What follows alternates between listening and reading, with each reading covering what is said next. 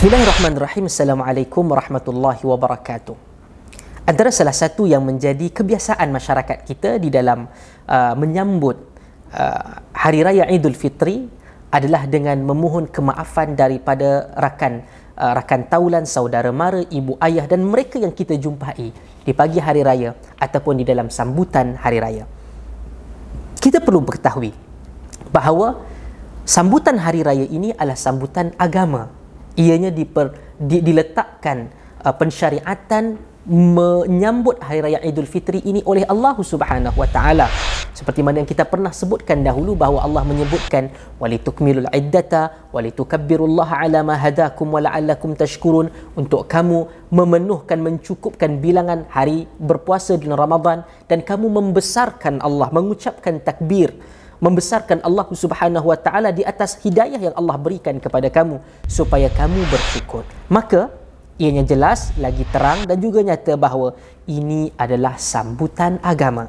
Apabila kita katakan sambutan agama, sudah tentu ada petunjuk-petunjuk, sudah tentu ada amalan-amalan yang dilakukan, boleh jadi daripada Rasul sallallahu alaihi wasallam dan juga para sahabat. Adakah bermaaf-maafan di pagi hari raya itu adalah sesuatu yang disyariatkan? Pertama, secara umum, saya katakan secara umum, memohon maaf, meminta kemaafan daripada orang lain yang mungkin kita telah lakukan kesilapan adalah sesuatu yang disyariatkan oleh Allah Subhanahu Wa Taala di dalam Al-Quran. Allah sebut dalam surat Ali Imran, alladzina yunfiquna fis sarra'i wad dharra wal kadhimina wal ghaidha wal 'afina 'anil nas, iaitu mereka orang-orang yang beruntung yang disebutkan oleh Allah dalam ayat ini, antaranya adalah al-'afina 'anil nas, orang yang memberikan kemaafan kepada orang yang memohon kemaafan. Juga Allah sebutkan dalam surah At-Taghabun, wa an ta'fu wa tasfahu wa taghfiru fa innallaha ghafurur rahim. Antara sifat-sifatnya adalah dengan memberikan kemaafan dan juga bertolak ansur dengan orang lain. Antara sifat-sifat yang membawa kepada keredaan Allah, keampunan Allah kepada diri kita sendiri. Namun ianya bukan bermaksud ia menjadi satu pensyariatan khusus di hari raya, tidak. Dan ianya bukan hanya apabila kita ingin memohon kemaafan kepada seseorang. Ia perlu jelas di atas kesalahan apa yang kita lakukan dan secara spesifik kesalahan itu dipohon kemaafan daripada pihak yang telah kita berbuat kesilapan itu tadi. Namun sekiranya ianya dilakukan secara umum dan orang yang menderita ataupun orang yang terkena dengan kesilapan itu tidak pun mengetahui apa sebenarnya masalah dan kesilapan yang telah dilakukan kepada dirinya, kita boleh katakan ianya tidak mengikut apa yang diajarkan dalam syarak. Kita perlu untuk secara lebih jelas dan lebih spesifik di atas perkara yang kita lakukan itu untuk memohon kemaafan kepada pihak yang kita ingin dapatkan permohonan maaf itu tadi. Oleh yang demikian, Allah Subhanahu Wa Taala menyebutkan juga dalam ayat yang kedua bagaimana kelebihan dan bagaimana Allah menggambarkan orang yang memberikan kemaafan itu adalah mereka yang dirahmati oleh Allah Subhanahu Wa Taala, dan Allah Maha Pengampun terhadap orang-orang yang mempunyai kelapangan jiwa dan hati untuk memaafkan mereka. Allah menyebut dalam surah At-Taghabun ayat yang ke-14, wa an ta'fu wa tasfahu wa taghfiru fa innallaha ghafurur rahim.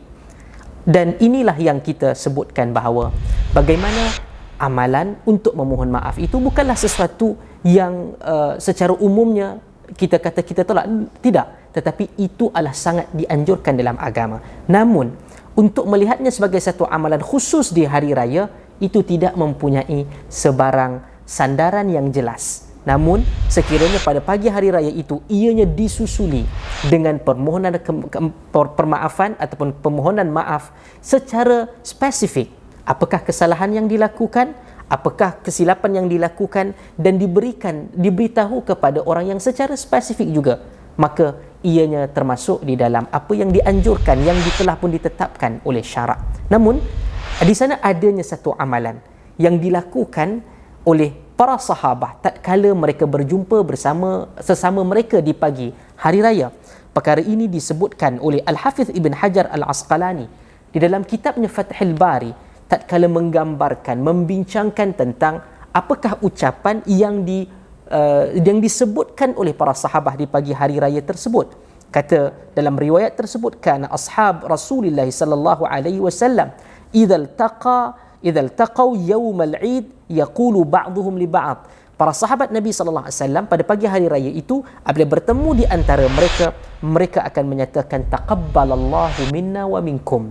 Ini satu doa, iaitu apabila kita berjumpa nanti di sama ada di sesama rumah dengan kita ataupun jiran tetangga ataupun di masjid, kita ucapkan taqabbalallahu minna wa minkum. Semoga Allah menerima amalan kami dan amalan kamu. Apa maksudnya? Amalan di dalam bulan Ramadan. Kerana hari raya itu adalah kemuncak dan kejayaan kepada mereka yang beribadah di sepanjang bulan Ramadan itu tadi. Maka mari kita biasakan satu amalan yang dilakukan oleh para sahabat. Selain daripada kemaafan itu perkara yang kedua, tetapi kita membiasakan dengan ucapan taqabbalallahu minna wa minkum kepada orang ramai, kepada saudara muslim kita yang kita jumpai di hari raya nanti. Mari perbaiki dan biasakan yang benar dan betul itu.